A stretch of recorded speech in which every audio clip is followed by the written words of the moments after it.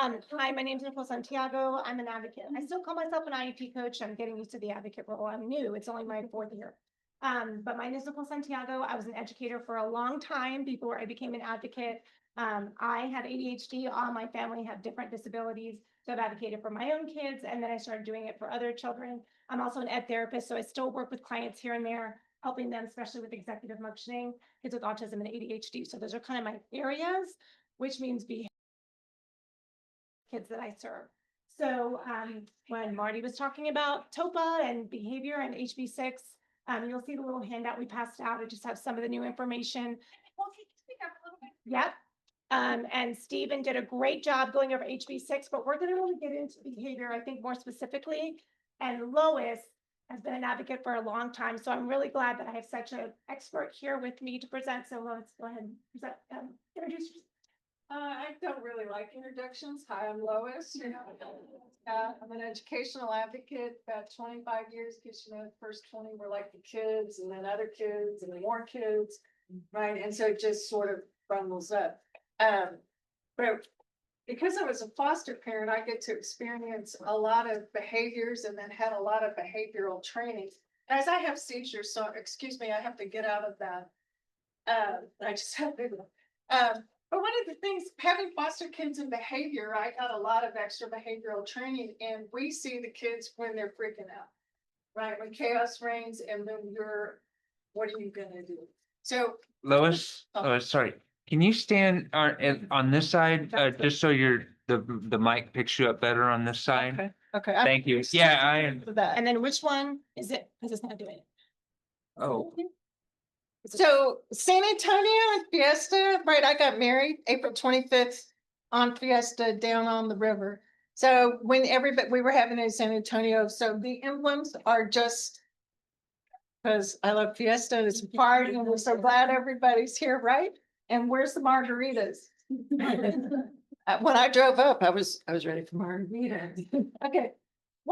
I'm going to give you resources. So the biggest issue that I had was resources, because when I saw HB6, I flipped out, and you're going to see it. So positive, proactive approaches to supporting children with disabilities, a guidance, stakeholders, technical assistance document. If you don't have it, this is an excellent document, especially as we go forward in the next year and we're dealing with behavior. One of the things we're going to be a lot of the wording we're going to need to use is in this document and the others that I'll be presenting. Because when you have a list of questions to ask, then that's good. Okay. Every child should have access to a high quality education this is the first paragraph of that document from the Department of Education. Okay. So every child should have access to a high quality education. Nobody laughed. That was, Department of Education is humorous. Provided in a safe, supportive, and predictable learning environment. Y'all aren't falling on the floor. Come on, this is a joke. Free from discrimination. Filled with healthy, trusting relationships. Anybody seeing behavior? What do we see with behavior? That's the big issue. One that ensures their social, emotional, and academic growth and development. Well, if these were happening, we wouldn't be here, would we? So children with disabilities have historically faced systemic barriers to accessing their education. And in light of COVID-19 pandemic, have faced greater challenges in their social, emotional, and academic success. This is the basis for what I'm talking about today. And it was stated in the Department of Education, because in our 12 to 18 hours work of teachers testified in the 2025 legislative session that breaking news. Texas kids are feral. Am I right? I was trying to think of an image, feral hogs, because it's very Texas, feral cats. Yeah, just feral. Our kids are feral, and you know who's responsible? We are. Darn, we're such bad parents. So Texas kids are feral, and teachers can solve the problem if we just give them the power. So unlimited ISS, OSS for 3 days, DAP. Let's come and welcome. expel and arrest off with their, Judy, right, off with their heads, right? So I'm being humorous because it's late in the day. We knew we were gonna be doing this, but, so I'm trying to be funny. But the thing is that this is the crux of what HB6 said they were gonna do without getting into all the details. Yeah. You can start talking. Oh, yeah, sure. Go, you talk School about the discipline changes. So there's no age limit on expulsions, right? So I've got a 4-year-old they would love to expel. You know what happens with expulsions, right? It's really hard to get in any other school. So at 4 years old, I'm gonna ask you, is there anybody here who can't handle a 4-year-old? I'm just, I don't have a Texas certified thing, but a 4-year-old? No age limit on expulsions or arrests, increased usage of ISSNOs, civil injunctions to DAP without parental collaboration, ignoring the IDEA procedural issues they appear to be railroading over. We'll see more, right? Yeah. So we've been here with HB6 before. What they did is not new. Previously protected pre-K through second, McKinney-Vento students can be suspended for repeated and significant classroom disruptions, regardless of developmental, emotional, or situational factors. Hunger, low glycemia. You're going to see kids who get angry or frustrated, can't focus, need to get up and move, be active. All the behaviors we deal with every day, right? Hunger. Kids' brains, according to medical research, need to eat every 2 hours, not every 4, right? I have incredible growth rates with preemies who are failure to thrive because I gave them food on demand. Classrooms can't do food on demand, but pretty much every 2 hours, these kids are sinking into hypoglycemia. There was some talk about DAPs without ARDs or MDRs. SPED students can be removed for 60 school days with a threat assessment. I've had threat assessments on 3 third graders who said they wanted to kill themselves, and it disturbed other kids. And I had it on 2 second graders this year and on a high school student. So it's not the threat assessments we've been thinking of is I'm going to bring my gun to school. And my neighbor did that to us because our dog was barking, right? But third graders, and it's not that it hasn't happened. There is no age limit for kids finding guns at home and bringing them to school. That's true. Okay. But in general, it's a rare occurrence. So this was the Dallas Weekly, which is a Zuckerberg thing, but she said it so well. Texas school disciplines is shifting. That expands suspension powers, but offers little support for students with trauma or high needs. Broader authority. Keep up with work. So broader authority for classroom removal. It's going to be our jobs to make sure we keep up with raw data. So, they don't like to send us progress monitoring. We know they're required to collect every week. Do you know what the #1 issue on SPED Facebook pages is? Does anybody have a data collection sheet that I can use? Because my school didn't give me one. So a lot of the reasons is 1, they're not doing them. 2, they don't know to do them. 3, they're really, really busy. And 4, the school didn't properly support them with the appropriate tools. So I'm a little crazy. Can you tell by now? Yeah. I'm a little crazy and I supply my own. Could you please collect this data? Here's the data I want collected. It's in the IEP. Here, I just want you to tick it off. Right? Or if you do a fluency check, could you just tell me what you did it with and give me a number? Right. And I've got medical doctors involved with that too, and they'll ask for times. So I had one where the doctor asked them to please note the times for medication. So please note the times for medications when we're working with the medical professional. Whoever you can get in on your team, that'll just get the school to do what you need to do. And especially with keeping track of data with these behavioral removals are going to be a really, really important piece. And then, the PASS program and steps too. Go ahead. So one of the biggest issues this year, I think, is going to be data collection. Parents like to tread gently into interactions with advocates because they don't know what's important. And so our intake documents are going to have to be really specific and thorough, especially on behaviors and eligibilities and what's happening at home. I have a school that says, well, we don't go home with you. Yes, you do. Right? My kid won't get up and go to school. School ring, ding, come on over. Right? So they have the opportunity to do more than they say. And with truancy being another issue, they didn't talk about the truancy issue. Parents are going to have to be more honest with us, and we're going to have to ask more detailed questions so we can be prepared. We don't want them in DAP because we didn't know that they had behavior issues. The parents didn't really want to express. Right, and then really quickly, because you mentioned truancy, I'm gonna say it now because I'll forget. We're meeting with the head of the Bear County Municipal Court for the case manager and one of the directors for any ISD for truancy. So if you have truancy cases or opinions to share, we'll give you our email address. We're gonna meet with them and just talk about ways to really just, how do we drill down with this truancy issue? Like, we know it's anxiety, school refusal, but what can we do besides just call these kids truant and move on? Like, there's gotta be more ways to serve them. Last year, maybe it was 2 years ago, there was a big case in Corpus where TEA did a systemic investigation on how Corpus Christi ISD was handling truancy cases.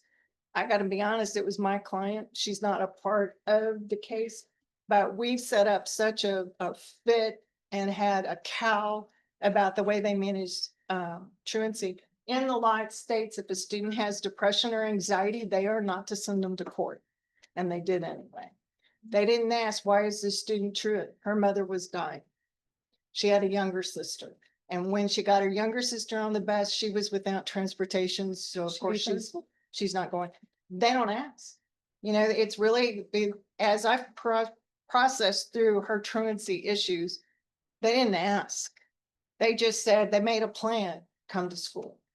That's not a plan. That's not a goal. And they never interacted. And we were told it could not happen within the IEP, which of course I said it was. And on top of that, they never interacted with the students. So don't trust that the truancy plans they're going to talk about are going to be proactive and child friendly, nor will they be addressing the issue because they don't care about the issue, right? You didn't come to school, bad, out. Right. And then the behavioral agreements too, we can also really quickly talk about that. Just don't give up any of your rights in a behavioral agreement. That was one thing that they mentioned. And I just feel like it's important to look at it. If you're going to have behavioral agreements, that's the way they're actually going to go ahead and now make a change. We're going to give your child a behavioral agreement. Well, what is it saying in there? Before you sign that and agree to a behavioral agreement, what does it say? And are you keeping track of all the data? Is a behavioral agreement evidence-based?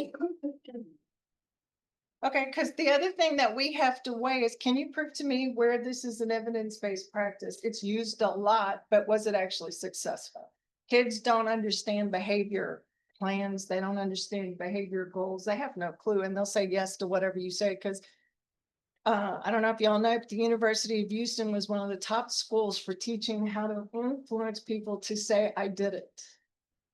I did it. I'm guilty. And so the problem is that they were teaching and learning how to implant false memories. And it was a huge scandal, 10, 15, 20, I'm old, God, it could be even longer. But the problem is that we know that when administrators and educators talk to children, they can get children to say anything. I killed them. There's no dead body, but I killed them. You know what I'm saying? They can do anybody, police officers do it to adults all the time. Which was somebody earlier mentioned, oh no, I've been reading all of these police officers and lawyers talking about what your legal rights. The schools have school policies that state your child has no right to refuse talking to a juvenile officer, I'm SRO or an administrator. And the Supreme Court has stated that students do have a right to have civil rights. They have to be read Miranda. Well, if the administrator is talking to the student without a parent present and the SRO is in the room, the SRO is not going to Mirandize it. And does your second grader understand Miranda? Right? But the schools are asking kids to violate their Miranda rights all the time. And so, yes, sir. Can you clarify that? Is that the same for CPS? No. CPS trumps administrators and all kinds of others. But SROs and administrators in school do not trump your child's civil rights. So go look, but those lawyers on Facebook are all saying, tell your the first and only word your child should say is lawyer. Okay, I tell them to put your head on the desk, close your eyes, put your hands over your ears and say, mom, lawyer, mommy, lawyer. Okay, because the school policy says they have no right of refusal. So just be sure you're reading the school policy. Yeah, well, so one thing that we found is that the school administrators are coached in the read method of interrogation, which is what cops use. Right. Yes, Just sir. kind of keep that in mind. We need to talk on that one. Yeah, we do. So virtual expulsion and telehealth services. Telehealth is nice, great. But virtual expulsion, let me ask you, did anybody find successful outcomes with virtual instruction during COVID? But that's what we're going back to. We're gonna go back, and here's the thing. Everywhere in Department of Education, everywhere in TA, what does it say? Evidence-based, evidence-based, evidence-based. And their job is to prove it up. When Linda and I and Daphne, when we were working on in Jessamine, the Texas Dyslexia Handbook Law 3928. And everything must be evidence-based, and it is the requirement of the school to prove to you that it is evidence-based. They better bring the research. They better bring the evidence, right? Well, they said my school bought it. And the north side, we're in San Antonio, so let us throw some stones. North side says we bought it. We're the third largest school district in Texas, so we must know what we're doing. As if population equals experience. Anyway, this is the most significant thing. When you look at ISS and OSS, right? Disproportionately, 5 times disproportionately. White students, Black students, Hispanic, it's disproportionate. And everywhere in the literature, it says our new House bill is going to put us back into disproportionate disciplinary actions. 362,000 versus 403, 11% increase. And there we go. Yeah. We just have to, that, when disability comes together with minority and race, it's gotta be a hard fight. I'm losing my voice coming. Oh, yeah, sure. Yeah.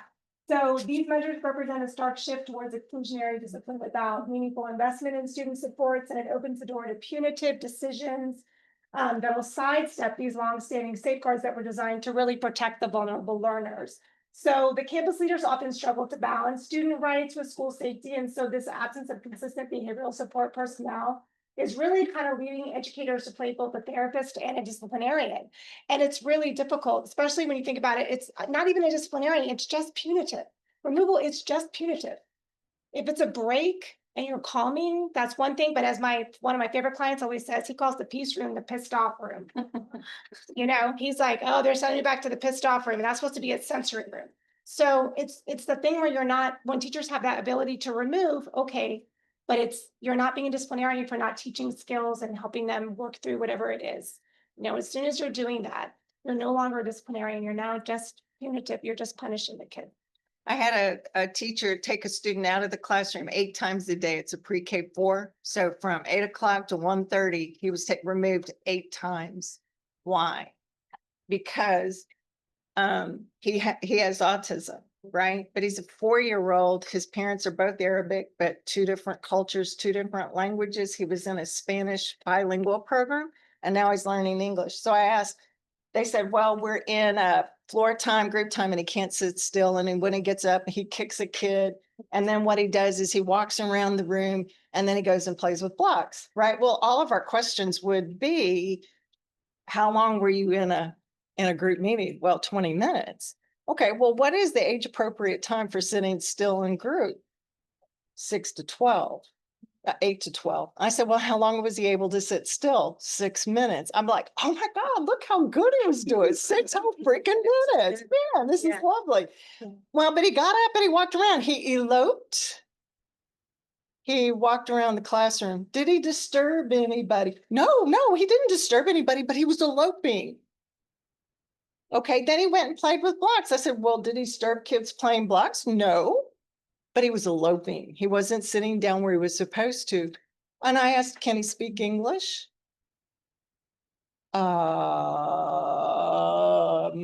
He speaks Arabic. I said, sure. And it's in his IEP. He speaks Arabic everywhere. Where did it say he spoke English? Did you guys test him? No, we didn't test him because the law's screwed up. The law says that the parent does a language survey. And this is behavior, guys, because if they can't hear and understand English, if they can't write English, they're not not going to learn to read in English or do math in English, right? So we have to know, is this student an English speaker or is he but most importantly, is he a proficient English speaker? And so I had them tested. They were so mad at me. I called ESC 20 and I said, they won't test him. What can we do? They called in Northside. Northside said, okay, you twisted arm, we'll test him. He's not proficient in English, not at all. Not at all. So how is he supposed to sit there for 20 minutes supposed to do anything? So he appropriately got up and walked around the room to keep himself from getting in trouble. He went and did blocks. He did everything appropriate. They put him in self-contained because the mother was so proud. We have to understand our foreign language parents. They were so proud that they can operate pretty well on every day with the English they have. So they claimed on the home language survey that they were English speakers, right?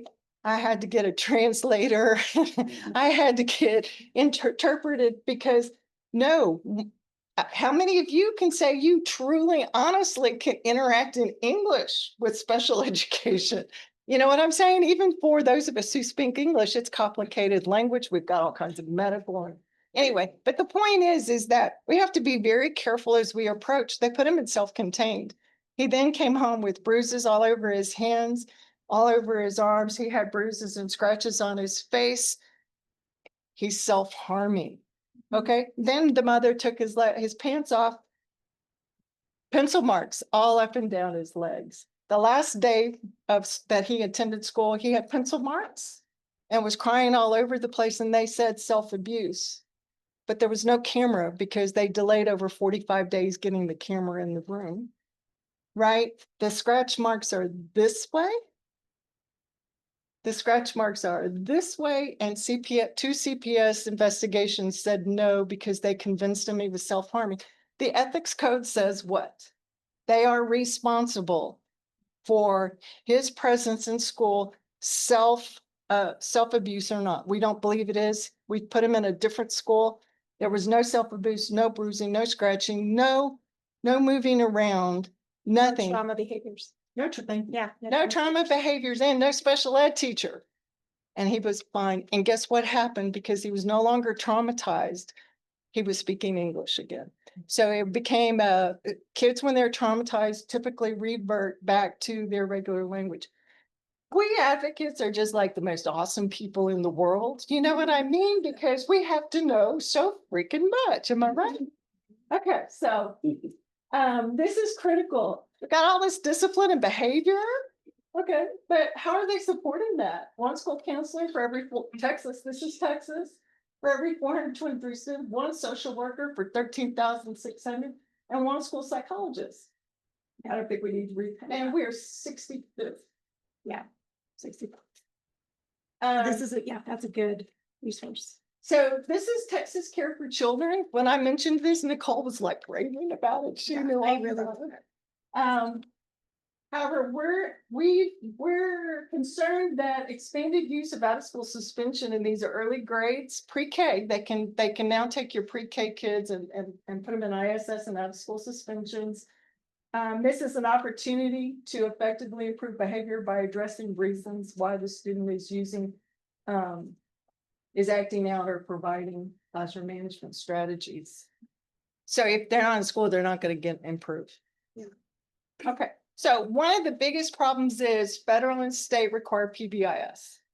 Okay, well, I love PBIS, pat them on the back, high five, man, you're doing great. Here's a candy, love all that. But it comes from Pavlov and Skinner. And if you've ever read Skinner, how many of you have just thrown the book at the wall because it's the most god-awful mess you've ever heard, right? Because if you will do this for me, I'll give you a candy. right? Parents don't really operate on that. Out of love, we act together to support each other, right? We teach that in a different way. But behaviorism versus Ross Green, children do well if they can, and they prefer to do well. He requires that you actually talk to people, talk to the kid, find out what's going on with them. Skinner doesn't require any conversations, right? I want you to do this and you'll be compliant and obedient. I need you to come in. I'm sorry, not kidding. I'm sorry, I'm not. I've read all her books. I'm like, do I have kids with different needs maybe? So when I came to view problematic behaviors as adaptive, responsive, and not purposeful misbehavior, I shifted nearly all my beliefs how to help children and families. I always talk about the bathtub too, when we're talking about behaviors. And I serve a lot of students with autism, but anyone, we have a bathtub. We're all tired right now. We've been in this meeting for a long time. We might be getting distracted. We're tired. The lights are in our eyes. We hear it buzzing. Do you hear that? I hear like an air conditioning noise. Hey, my bathtub is filling up. It could overflow and I want to go. I want to leave. And now guess what? I'm eloping. And that's what happens to adults. And we elope. We do. If we looked at it, we're elopers. Yeah. So I think that's one of the things that we just have to think about. When I think about behavior, I think about some of the deeper parts, especially kids that need autonomy, kids that are neurodivergent, and how much it's going to affect these kids. So we got have trauma-informed care and ACEs, which is a new one. We have the unique experience of being the closest major city with fire and police and all that stuff that went to Uvalde. Northeast ISD, after Uvalde had what they thought was a good threat, a bomb threat. And do you know what all the parents did? Parents are crazy. I'm just telling y'all, let's be realistic. I'd be one of them. They told their kids, just get out of there. Just leave, run, whatever you do, just get out. They all had their phones out talking to their parents, and the parents were in line. We're so good at lining up, right? They were in a line during a bomb threat to come pick their kids up. I don't know about y'all, but it's a little wacko. Anyway, one of the teachers was going around and ripping the phones out of their children's hands. As our society, I think Texas society, maybe San Antonio, Uvalde, of course, we've got a bill that says no phones, but our children, right? And we need to be in contact with our children. It is their safety. It's because they have how many of those, and believe me, they're traumatic. Think about your ASD kids, your ADHD kids, or kids who are physically disabled, having to be quiet, having to learn and understand people might want to come and shoot me and kill me, right? It's traumatizing. So just the practices that we put our kids through, our ACEs, and they're trauma informed. My student, the reason I mentioned all of that is because my student was accused of hitting the teacher. When the teacher removed her phone, she reached and grabbed it back, and they accused her of assault, right? So we get involved with a lot of crazy things, right, that are going on, but that assault would have been an expulsion event, right? All she did was take the phone back, and the teacher claimed a week later. Okay, she said the teacher hit her when she took the phone, and she went to the nurse, she went to the AVP. As soon as everything calmed down, she was already talking to them. But the teacher a week later came back and said, I did manage to keep her out of ISS and DAEP because there was no video, but nonetheless, these are actual events. And the phone thing's hard for me. Because I have focus issues. Okay. So I'll go about it later, but the phone can work two ways. Social, emotional, academic, behavioral. Yes, we talked about it. Sorry, he only gave us a half I know, hour, I know. we got to click. We got to click. Matt, I think you and I may get like a very small question here. We're done. What do we need No, to? keep going. What we have to understand is that these actions in HB6 are harmful. Okay, they will not have the positive effects that they are thinking they're going to have. And the only basis we have to stand on is, are they evidence-based practices that will provide what they're supposed to provide? And are we actually harming our children? So that's pretty much the basic. Yeah, we have to go back to IEPs. We've got to make sure our BIPs are upright. Yeah, but I have an 8-page BIP. If anybody wants a really good example of a BIP, I got from an RTI to a 504 to an amazing BIP. Okay. Yes, I'd love to send it to you. Because they're cookie cutter. Yeah, half the time they just copy and paste. Yeah, we worked so hard on this BIP, so I just feel like that's stuff we can use, like we just need the resources sometimes to show them what's possible. Oh, Yeah, anybody wants, I have data collection sheets of behavior and duration and frequency of behavior that I give to clients. thank you, Shika. That's awesome. Yeah, we can get things on the Texas, the TOPA site or wherever we can get them. Yeah, we made so many slides. We know where our time is limited, but I think y'all got the gist. What else do we want to share? I was gonna do the RTI thing. Yeah, I love your quote. Read your quote. Without early identification of SLDs and strong implementation of SDI Specifically the same. and progress monitoring, we'll end up with behavior problems for each. The critical point is gonna be, we went in with dyslexia, right? I got the best dyslexia IEP, FIE, it was beautiful, all dyslexia. I got my 8 SLDs, but that's all it was. With these new laws, we need to be more progressive in ensuring that that we have all the SLDs identified, that we have autism identified, and that we're working with them in detail. Right, like as for the FIE, we just gotta ask for FIEs. They are always gonna say it's behavior, and half the time, I think it's 70% of the time, it's a learning disability. I mean, It's always dyslexia. you're the Don't listen to her. It's always dyslexia. I'm just teasing. I know. Yeah. Truancy is a behavior, guys. And Yeah. it's not the first behavior of when children are starting to lose their interaction with their education, but it is an important one. The critical thing, it's a key indicator and a late one of a child in crisis. It is a behavior it should be paid close attention to and addressed. Here's another document, Journal of Applied Research, sent home and put off track the antecedents, disproportionalities, and consequences. The number one thing to take away from this is that, although this is funny, is it on this one? No. Okay. The big issue with this is what I forgot.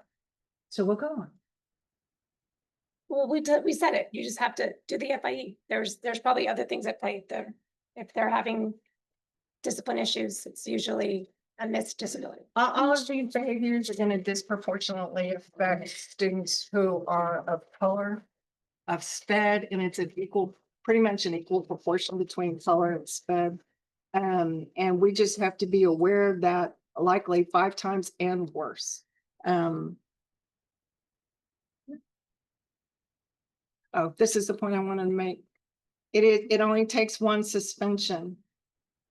It only takes one. And when in this study, when they looked at it, one suspension meant a higher proportion, really high, of dropping out, not going on to further one. And it's a bonding issue. And as a foster parent, I'm an expert on bonding. And I can tell you legitimately, I am an expert on bonding. Not by my own saying. Kids go to school and they develop relationships with their friends and the teachers, and they build a trust, right? But along the way, they don't meet the community standard, right? And so what do we do to them? That exportation is, give me another word. Ostracized. And all of us, I don't know, I took history, but ostracization is one of the worst things you can do to any human being. And what we do is we ostracize them. We say, you're not good enough. We don't like you. We don't want you. And we're not saying, dude, how are we going to make this better? What can we do for you? What's going on with you? What's happening? And because we don't do that, and because we throw them out, it is a lifelong trauma that they don't recover from. I'm going to ask you to wrap up. Yeah. Okay. We could talk about, but we don't need to. You got the main stuff. Okay, I think we got most of it, guys. There were like the meds. There's specific class of ADHD medications that actually can cause stimulants that can cause behavior issues. So you just have to be aware of what they're taking. There was another one about auditory processing disorder. So the difference between auditory processing disorder and ADHD, it's so many times They're- hard to find the And differences. autism and dyslexia. And gifted. Right. And what? And gifted, yeah. So the thing is that the researchers in the Collier Center in Dallas, UT Southwestern said this, any water on your ear, our kids swim because we live in Texas, right? We have the worst allergies of any state in the nation. All of these contribute to APD and they can't hear in noise. So the school will come back and say, so what do you do if you can't hear? You put your head down, you cover your head, you get up and walk out because it's too much noise, right? Too much light for me, but there's also too much noise. And we don't evaluate for APD unless you use dyslexia because, and I'm a big proponent on this one, is that APD is a related disorder for dyslexia. We should always be evaluating for reading or forever. Okay. Thank you. You guys are awesome. Oh, don't go to a meeting. Don't go to a meeting. Don't attend a virtual meeting without an executive function list. All of these disorders come with executive function. One, our brains are not developed till 25, right? It's all executive function. So they said, well, kid doesn't initiate, we're gonna make a goal. Oh, isn't that an executive function? Let's go through the list and see a short term. So I'm just saying, use your charts. Thank you.